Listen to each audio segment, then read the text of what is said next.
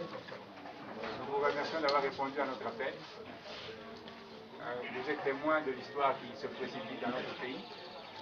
Hier, vous étiez nombreux à nous accompagner au dépôt de la candidature du président de l'UDPS.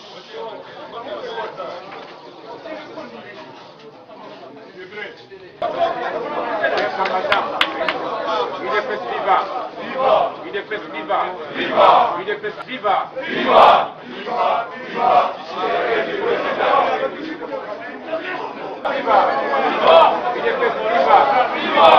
UDPS viva!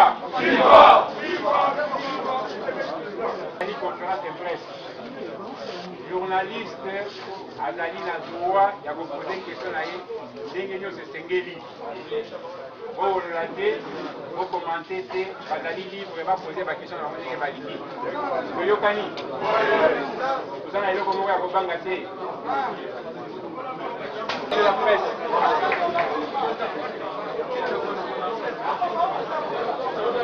Je vous remercie d'avoir répondu à l'invitation pour ce point de presse qui survient après les événements douloureux et macabres que nous sommes en train de vivre depuis hier soir. Après la joie que nous avons tous ressentie au moment du dépôt de la candidature à Jean Tshisekedi, vous avez appris que depuis hier à 17h, le cortège qui revenait de la Gombe a été attaqué au niveau de l'avenue Saint-Louis. Et d'autres événements malheureux se sont enchaînés au cours de la nuit. Raison pour laquelle la direction politique du parti a pris la décision de communiquer, de faire la communication tout à l'heure. C'est à cette occasion que je donne la parole au secrétaire général qui va faire l'exposé. Je vous remercie. Merci. Mesdames et messieurs de la presse, dans la nuit du lundi 5 au mardi 6 septembre 2011, vers 2 h du matin, en deux assauts successifs, la résidence du président de l'UDPS, M. Etienne Tshisekedi Wamulumba, a subi une attaque tandis que la permanence nationale de l'UDPS a été l'objet d'un saccage en règle perpétré par des hommes lourdement armés. Il convient de signaler qu'au soir de ce mardi 5 septembre 2011, sur le chemin de retour à Limete après le dépôt du dossier de candidature aux élections présidentielles du président de l'UDPS, je cite M. Etienne Tshisekedi Wamulumba, nous avons reçu des informations concordantes au sujet d'un complot ourdi des responsables du PPRD, parti au pouvoir pour attaquer la permanence nationale de l'UDPS, après qu'ils aient attaqué à coups de projectiles sur le boulevard Saint-Louis le cortège qui avait accompagné notre président au bureau de la CENI situé à la place royale dans la commune de la Gombe. Nous avons immédiatement pris précaution de prévenir le général Oleko, inspecteur provincial de la police de la ville de Kinshasa, certaines ambassades présentes dans la République et la MONUSCO. Il faut noter que tous ceux qui ont des talkie-walkie calés sur la fréquence de la police ont pu suivre en direct la coordination de cette opération indigne et macabre par les services spéciaux et les délinquants recrutés et armés par le PPRD pour exécuter cette basse besogne. Nous accusons formellement les milices du PPRD de M. Joseph Kabila, Kabange, chef de l'État et président sortant de la République, d'avoir conçu, planifié et perpétré ces actes ignominieux et barbares dont les objectifs sont connus, à savoir intimider le peuple congolais pour étouffer ses aspirations légitimes à un État réellement de droit et de démocratie. Intimider l'UDPS et l'opposition responsable dans leur revendication d'un processus électoral réellement libre, transparent et démocratique. Le saccage et l'incendie de la chaîne de télévision RLTV prouvent à suffisance, si besoin de preuves, la volonté de ce régime décrié par le peuple congolais de museler les libertés d'expression et d'information. Trouver un alibi pour empêcher la tenue des élections dans les délais impartis par la Constitution de notre pays. Le bilan provisoire de cette agression est de 1 mort par balle. le vaillant combattant Junior Gamaka Folo, habitant dans la commune de Limete, dans le quartier de Mombele, plusieurs blessés par balle, dont Balifindi Tonton et Okoka Chombe. Plusieurs arrestations et enlèvements vers des destinations inconnues. Une fois de plus, l'UDPS constate la grande fragilité politique et le profond désarroi de M. Joseph Kabila, complètement aux abois et qui recourt lâchement à la seule pratique dont il a l'expertise, la force brutale et sauvage, totalement inacceptable en démocratie pour régler les divergences politiques. L'UDPS s'engage formellement à poursuivre en justice les commanditaires, auteurs et co-auteurs de cette forfaiture. L'UDPS réitère son engagement inébranlable à participer à tout le processus électoral en cours. L'UDPS et l'opposition responsable s'engagent à poursuivre sans faille les manifestations politiques pacifiques et non violentes pour exiger la transparence absolue de ce processus qui passe par l'accès direct de ces experts et de ceux de l'opposition responsable au serveur central de la CENI, la publication immédiate de la cartographie et de la liste complète des bureaux de vote, province par province, circonscription électorale par circonscription électorale sur l'ensemble du pays. Fait à Kinshasa le 6 septembre, le secrétaire général, je vous remercie.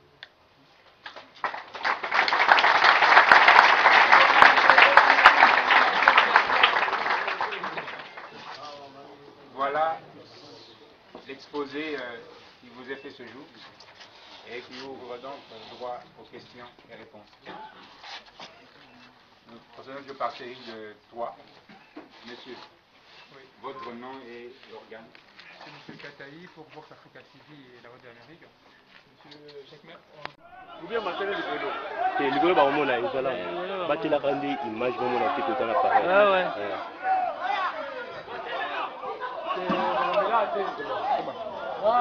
Et combattre. Dans le pont aussi.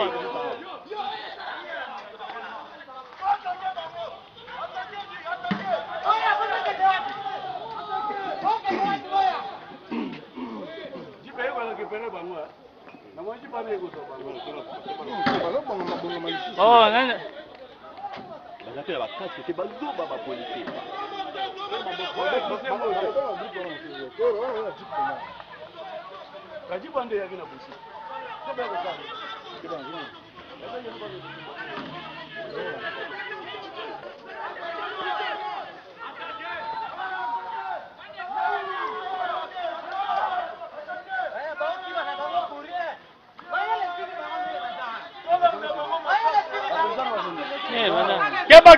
Keba sans étambila.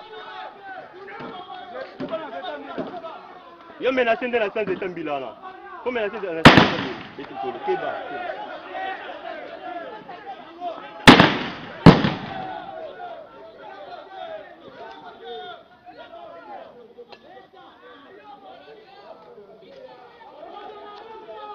Keba batama na nzete obeta. Batama na nzete, batama na nzete.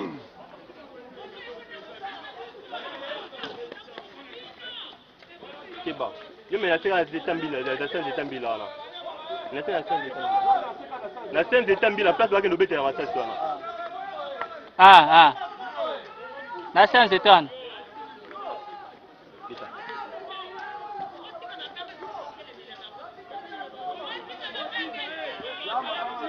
Mais maman, on a eu ça, il y a des opérations à tout, bangaté.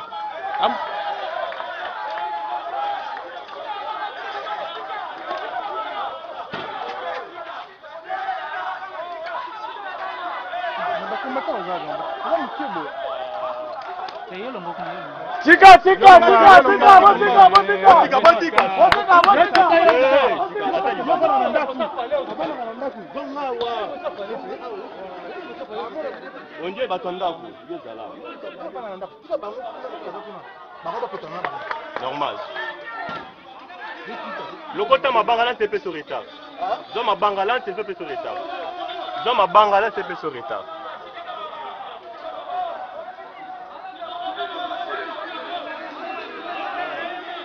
Tika combattant,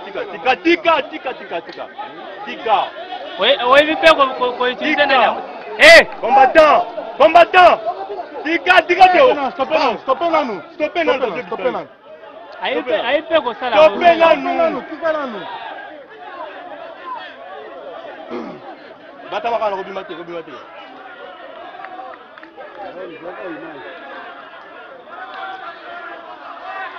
Ah, Zéla n'a pas bambaté, Yopé.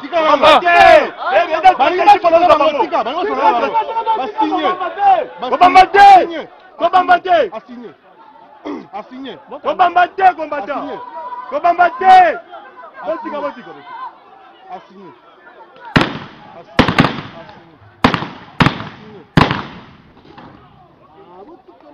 Mais vous avez pour vous.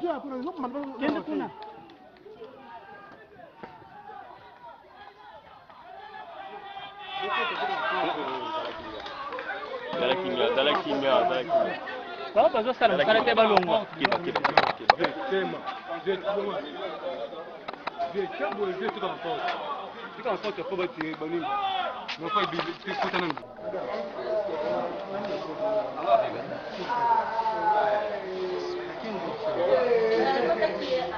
Ngamaki Nkolo Junior.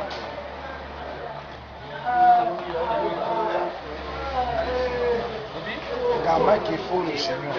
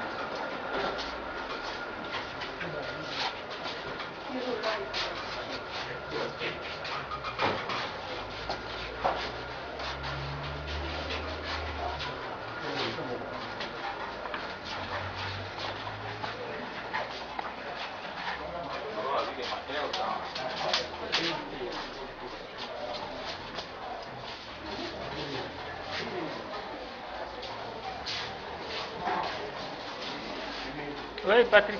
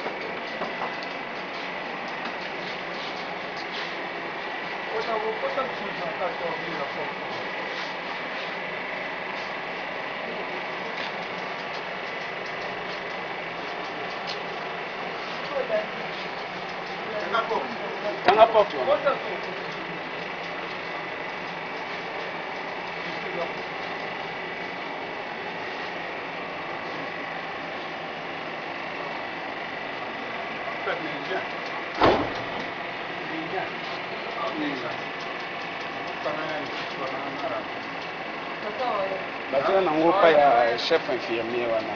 Docteur Kabwazo rempli ya Jana.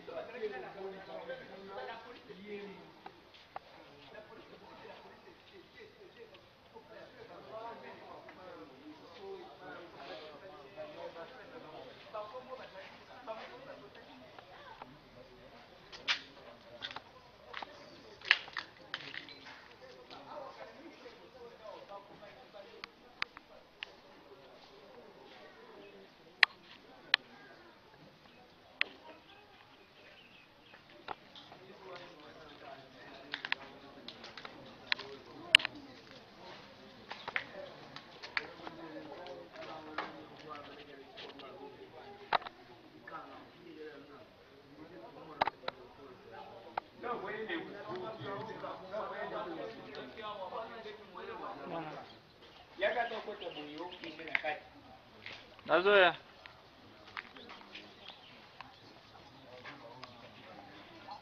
Biso tolalaki na biso ti tokoma désert bato wana bayaki bazalaki na bapolisier na kati bapolisier bazolobaki te ata mpona koboma boboma kaka alors bazalaki plus que 400 bayaki na bango na machete bazalaki na bambeli bazalaki na biloko nyonso ebundile nyonso bazalaki na baarme alors biso sikoyo toyokola tokotaki tolalaki ntango tolalaki ale bango bakoti sikoyo babandi kobeta baarme tikitiki ale babandi kobeta masasi babandi kobeta nani ale biso sikoyo toyokokima ale bango sikoyo babandi kotumba banani oyo balobi ale bazofinga ale babandi kotumba nani oyo nyonso barido baforce biso tokati kura poke don bamwana molili ale nsima ale baye kobima bakoti boye bayaki ebele bazalaki na basoda bazalaki na bapolisier na arme balobi boboma kaka boboma biso ifo toyoka boboma alors après ça baye kokenda te yokumwana mutuka Monique baye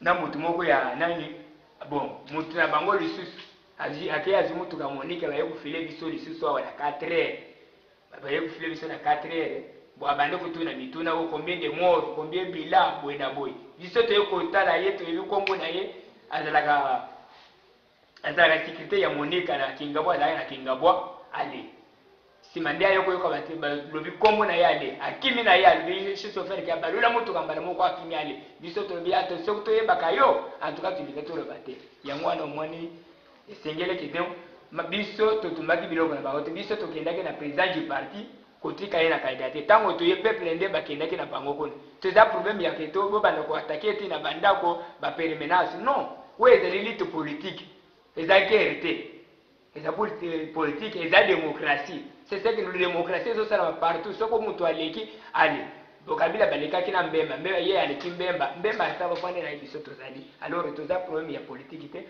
eza lutte politique eza ya makasi te ya kubunda na bon policier ndenge na nzokota lisusu na sima ya lutte.